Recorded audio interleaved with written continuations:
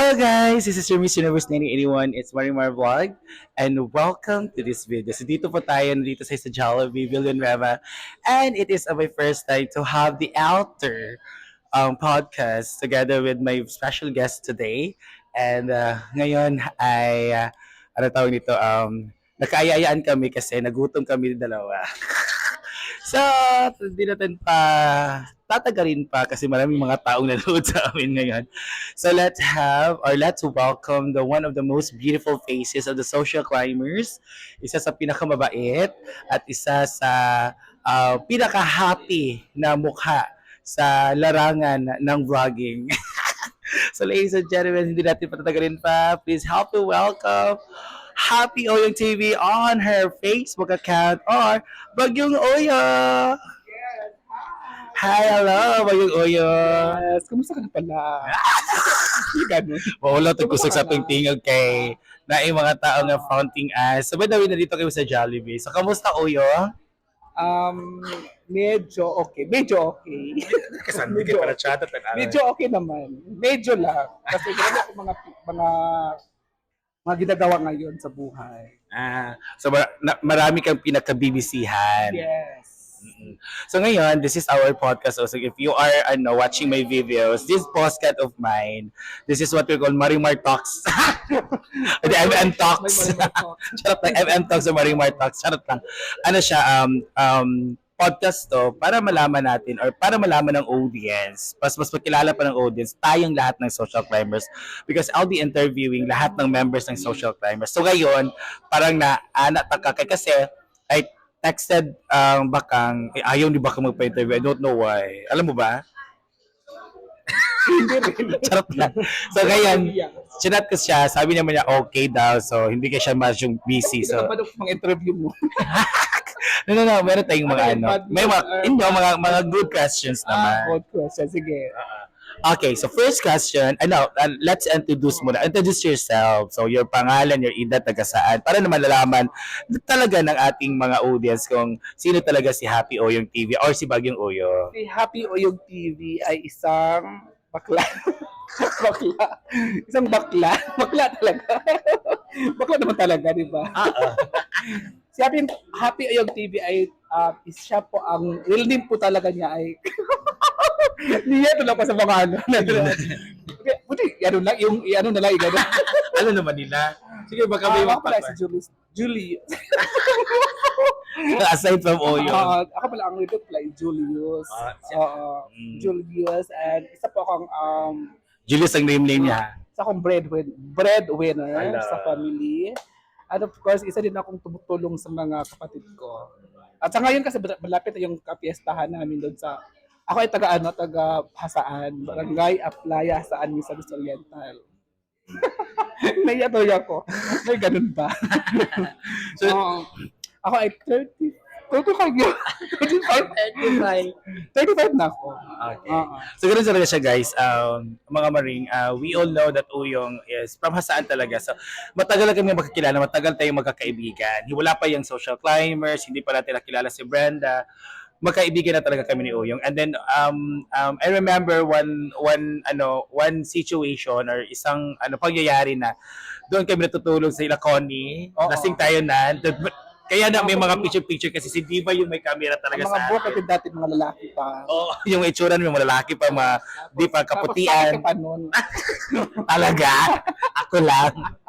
And then, I really know Oyong na talaga siya, breadwinner talaga siya. Kasi noon pa man, naghanap talaga siya ng trabaho para mabuhay yung family niya. Oo, kasi yun talaga yung ano kasi dati kasi hindi naman dati, until naman ngayon. So lang talaga natin dati. Dati kasi sobrang hirap talaga ng buhay. Kasi nine kami magkakapatid.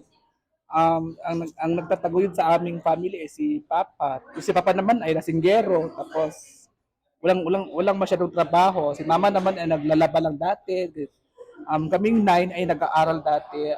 Sobrang hirap talaga ng buhay dati. Tapos nag-aaral kami walang baon, walang papel, walang notebook. Kasi sa dami namin, 4 ang high school, 3 ang elementary. So, so 7 kami nag-aaral dati. So, 4 ang high school, 3 elementary, so 7. Tapos yung 2 kong kapatid, grade, ano pa lang sila, maliit pa lang sila. At hanggang lumaki na din, hanggang nag-high school kami, nag-high school ako, elementary sila lahat. So, hindi talaga na ano ba, ano yung tawag nun? Sobrang hindi talaga nataguyod ng magulang namin na maipag-aral kami makipagtapos kami ng pag-aaral lahat. Kasi ang iba, yun na nag-aaral. Kasi yung bunso ko, yun nag-aaral na yun. Kasi nga, so, dahil sa hirap ng buhay. Tapos, nung time na yun, naisip ko na ako na lang ang maghanap ko ng trabaho. Ang natapos ko na is third year high school. Fourth year lang pala. Pero hindi ako nakapagtapos ng fourth year. Tapos yun, punta ako ng Maynila, tapos nagkasakali, gano'n. At naswertihan naman. So, ilang years kasama nila nga? 10 years? So, ano trabaho mo doon? Ako, una ko punta doon ay sa, sa Pampanga, baboyan. Tagaligo. Talaga? Tagaligo ng baboy. Kasi, ang opera sa akin dati, sabi, isa daw akong assistant of science veterinarian. Pero pagpunta ko doon, hindi pala assistant, tagaligo pala ng baboy. Sabi na, nung una ko punta doon, sobrang susukat lang ako sa sobrang baho ng amoy ng dumi ng baboy. Tapos, Ay, dami talaga sinungaling na recruiter na. oo, madami talaga mga sinungaling na recruiter. Manila na recruit na yan. Tapos, yun, malis ako doon sa kapatid ko at naghanap na ibang trabaho. At nagtrabaho ko sa mall. Sa mall. Yun ang pinakalas. Di ba, sasabi, I think yung pinaka-last mo trabaho na pinakamatagal, yung parang barbecue, ano ba yun? Restaurant, ano ba yun? Restaurant nga sa mall. Sa yun. mall na restaurant. 2 years ako doon. Hanggang after 2 years, di ba may sahod ako, binilan ko si mama ng washing machine. Kasi si mama naglalaba siya doon sa tuburan, sa kuta, sa Kwan Village ba? Doon siya naglalaba, nagbubuhat pa ng mga labahan, tapos uwi pa doon sa bahay. Parang ang layo pa talaga, di ba? Tapos sobrang nahirapan talaga si mama kaya inisip ko nung una kong sahod, bilhan ko siya ng washing machine. So, yun yung pinaka... Yun ngayon. Until now, Oo, kasi iniingatan talaga niya kasi mama kasi medic taga maglaba. Kaya yun yung una ko talagang inaano sa kanya, yung una kong binili ng pangalawa kong sahod. So, grabe talaga yung taguyod mo sa family mo, no? Tapos, nung nakasahod ako ulit, si papa nagkasakit. Parang di na makatayo si papa kasi doon nagsimula yung sakit niya noon, tapos hanggang ngayon sakit naman si papa ngayon until naman ngayon. Tapos inano ko siya, pinagamot ko siya nung araw na yon, tapos si mama yung ni mother, tawag doon, yung tahi niya yung parang yung parang hindi ka mabuntis tawag doon. IUD. 26 years na yun, kaya pinatanggal ko. Pinatanggal talaga. Kasi nandun lang din Oo, nandun sa loob. Kasi parang may side effect doon naman yun. Nangangalawang na nga yun. Kailangan na try itanggalin. So that's it. That's the story of Oyong sa pagtataguyan ng kanyang family. So first question yung, how's your 2025? Kamusta yung 2025 mo? Since bagong taon ngayon. Problem. Dami kong problema nung 2025. Muntik na akong mamatay, muntik ako ma-stroke, muntik high blood ako, muntik na akong tapos sobrang dami talaga na sa akin ng 2025. Daming pinagdaanan, tapos problema, tapos bago nag-end ng 2025 na-scam pa ako. Na-scam pa ako, tapos ngayon, sana sa 2026 worthin ako. Pero nilalaban ko naman yun. Yung mga struggle na yun, na ang 2025 talaga pinaka-worst na sa akin. Yun. So yun yung pinaka parang biggest, the most challenging year sa buhay mo. Muntik na ako mamatay nung May ba yun? Nung May, tapos March, April, May. 3 buwan ako doon. Nagkasakit ako na parang hindi ko magalaw yung katawan ko, namanid yung kalahating katawan ko. Ganun. Tapos, yung na-scam ako na-scam talaga ako, yun na yun. Yun yung story ng 2025 mo. So pero, aside from being the most problematic year sa buhay mo yung 2025, I'm really pretty sure that may mga achievement ka rin sa 2025, di ba? Oo, marami. Ano yung biggest achievement mo sa 2025? Ano, nung biggest achievement ko, Project or meron ka bang ginagawa? binilan ko si Papa ng ano, pinagawan ko si Papa ng bangka. At yung ano, yung makina.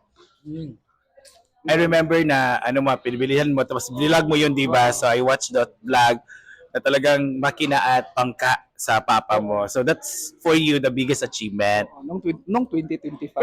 until na nandun pa yung bangka. Nandun pa yung bangka, pero yung makina niya nasira kasi. Nasira na naman. Bumili naman ulit. Yun naman, magsira, bili ko. Hindi, Bumili pa ulit. Bumili na ulit nung ano, nung January 1. after meron na. Meron na ulit. Okay. Oo. So yun yung ginagamit na papangisda talaga. Mm-mm. Pero wait, kung mangingista ba yung papa mo, pag may huli, binibenta ba or sarili niyong ano yun, konsumo? Binibenta, tsaka may konsumo rin kami. Okay. So marami naman yung huli. Marami, minsan 5, 6, ganun. Yung 1 kilo sa amin, yung 5 kilo ibebenta. Ganun. So yun, yung topic natin yung parang pinaka-learning topic natin ngayon sa About yung issue of hindi mo siya issue, yung topic of being a breadwinner. So, kamusta yung pagiging breadwinner yung? Mahirap. Mahirap kasi sa ano ko ngayon, pag wala sa iyo, ikaw ang mawalan, wala lahat yung halaga mo. Ganun. Explain bakit? Pag mawalan daw siya, mawala yung halaga mo sa mata ng mga tao. Bakit? Parang iniisip mo lang. Kasi yun yung nakita ko dati yung pag ikaw breadwinner ka, tapos ikaw ay wala at mawalan, yung mga achievement mo at saka yung mga effort mo dati, hindi nila makikita yun. O, matatabunan. Kaya, pangit talaga maging breadwinner. Correct kasi yun yung sabi nila, your 1,000 goodness na nagawa mo sa family mo, sa mga tao mo, in just one mistake, magdi-delete at mawawala yun, mai-erase yun, di ba? Yun yung katotohanan. Yun yung mahirap sa breadwinner na gawin mo na ang lahat. Pag ikaw ay ikaw ay maubusan, yung mga love na ipinapakita nila sa'yo, mawawala yun. Correct, mawalan at talagang ma-delete, ma-erase yun. So, are you that kind of breadwinner na talagang kahit walang-wala ka na for yourself, ibibigay mo sa family mo? Oo, ganun ako. Pero naisip ko naman na yun nga, parang kung ano yung maibigay mo, yun lang.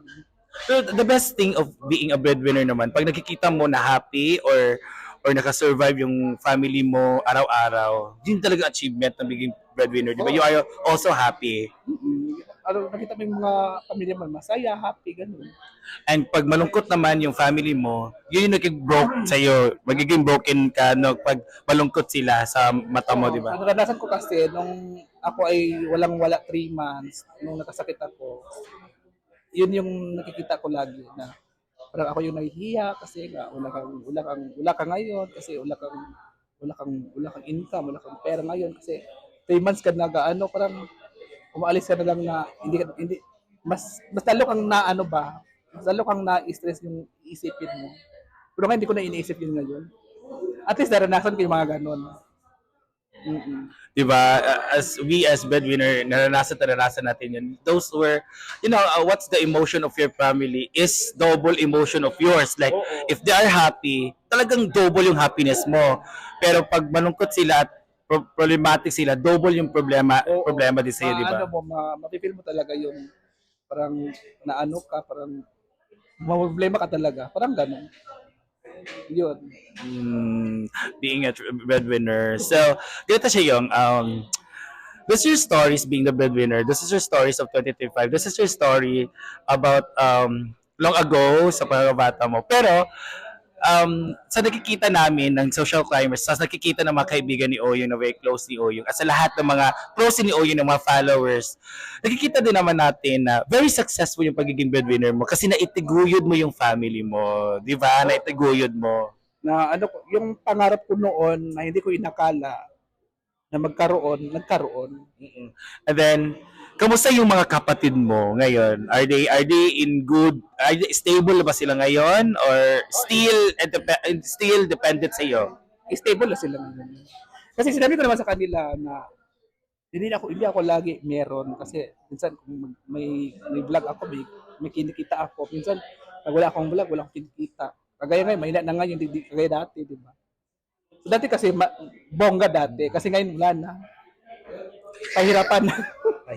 Mahina na talaga. Pahirapan na ng ano, kung panonoodin ka di, maganda. Kung hindi ka panonoodin, di, wala na nga. Correct. Langawin ka, kaya ganon. Doon talaga yung social media. Kaya ang importante talaga ngayon, mag-ipon. Pero ako talaga, pangarap ko lang noon pala, business talaga. Pero hindi ko na ano yung business. Nagkatiwala ko sa iba, pero wala din. Nalugmok din. Scam po siya, guys. Scam. Ang laking halaga, ha? Sinaya sa akin, ang laking halaga, ginoo ko. Paano mo yung babayaran, Day?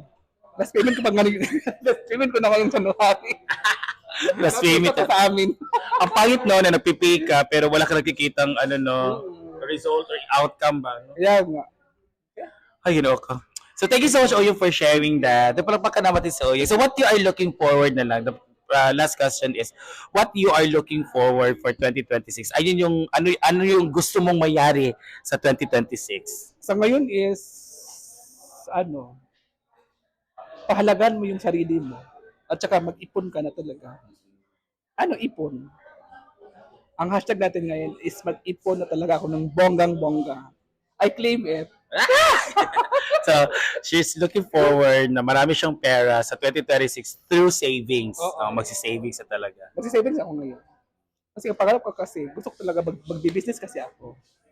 Hindi na ako gagastos ng mga boy. Ganun na. Ayun. So thank you so much, Oyo, for sharing that. Ito yung, this is the last part of my podcast. I'll be naming names sa social climbers and then bigyan mo ng adjective or i-describe mo siya in one word. Lahat ng in-name ko na members ng social climbers sa atin. Okay? Kahit 2 words or 3 words, it's okay. Basta better yung 1 word Bigyan lang. ko siya ng One word, describe mo siyang 1 word. Pwede English, pwede Tagalog, pwede Bisaya. Marami na kasi you are our 6 ka na sa akin sa first si Gwen. Diba, Argel, Rhea, Bating. Ikaw yung ika-anim na. This is our episode 6. So, lahat sila nag-describe. So, you can describe them in positive way or pwede din negative way. Depende sa'yo. Okay. So, this is naming the social climbers, describing social climbers in 1 word. So, let's start with Brenda Medj. Brenda. humble. Na? Bakit? Siyempre kasi si Brenda humble siya kasi kanang iyang batasan ng God is dili kuan ba kanang Kapayason. dili payason. Mm, Dili siya kapayason. hindi siya makapayasan Kasi daw. nakita mo na to siya. Humble. Jigjag. Bakit? Katawa ka, Jigjag. Si Jigjag, mahihain talaga si Jigjag. Mahihain. Bakang. Bakang? Si Bakang, maisip ko yung Bakang. Ano ba? Bakang, mabait si Bakang. Mabait na si Bakang. Inday Katok. Inday Katok is, Inday Katok? Generous, Inday. Generous daw. Mapagbigay. Diva. Diva. Tahimik lang talaga si Diva. Tahimik. Tahimik siya. Scarlet Dark. Generous si Scarlett. Same sila ni Inday Katok. We have Mia Kaloka. Mia. Brainy lang siya. Ano? Brainy. Brain nila. Utak daw siya. Brainy lang pala yun. So we have si Marian Ambisyosa. Si Marian Maldita. Joke. Maldita. Maldita. Pero in a good way. Maldita siya in a good way. Okay. We have Nanay Wait. May wait. Matanda. May wait, patanda. Charot na liwait. Ma'am si G or Alvin. Si Alvin kasi mayaman na siya ngayon eh. Mayaman na mayaman. Mayaman. Hashtag mayaman kasi maraming Mayaman business, siya. maraming racket. Wala Oo. Gwen, Gwen, family-oriented si Gwen. family-oriented. Argel, Same, si Arjan. family-oriented. Bruno or Brit to Life. Mabait, siguro, no? Masipag, kumbaga. Masipag da. Bating. Masipag din si Batik. Rhea Filingera. Mas masipag. Ivy, Simple Amore. Sila, masipag din si Ivy. Puro masipag sa kanya. How about si J Ford? J4, tahimik lang naman si J4. Tahimik si J4. Paloma, your best friend. Madaldal si Paloma. Madaldal. Madaldal. Oo, madaldal. Sino pa ba masignain mo koan? So, January. January, business lang siya. Business-minded. Minded si January. So, yun na data. Sa late, si nanay natin na si Didong. Wala lang, si Didong is very talaga si Didong. Sobrang bait ni Didong. Super, Super bait. Wala akong masabi kay Didong. super bright. So, may she rest in peace. And then. So, that's it, ladies and gentlemen. That's yung mga maring at mga paring. Si Bagyong Oyong po sa ating podcast episode 6. So, maraming salamat, Oyong, for your time, for the effort. Thank you so much yung pinapasok mo ako ngayong araw na to sa buhay mo. Charot lang. So, thank you, yung, do you have anything to say or promote? So ayan na, sana subaybayan niyo aking vlog. Subaybayan talaga. Mag-subscribe na sila sa aking YouTube channel, Bagyong Oyong, at sa aking Facebook page, Happy Oyong TV. So wag niyo kalimutan na manood kayo. Yeah, so thank you. So again, Happy Oyong TV on her Facebook page, and then Bagyong Oyong sa YouTube. So again, guys, maraming salamat sa papanood. So this is my episode 6. Sana po patuloy nyo akong subaybayan at suportahan sa lahat ng mga episodes. So marami pa mga SC na hindi ko pa na-interview. So ngayon lang na araw na to is para sa araw ni Bagyong Oyong. So happy ang kapistahan nyo. Merry Christmas. Happy Fiesta. Birthday. Kapistahan nila is also my birthday. So doon ang lunch, sa akin ang dinner. Sa farm. So thank you so much again. And this is your Marimar Vlog saying thank you so much. And bye-bye everyone. See you sa episode 7.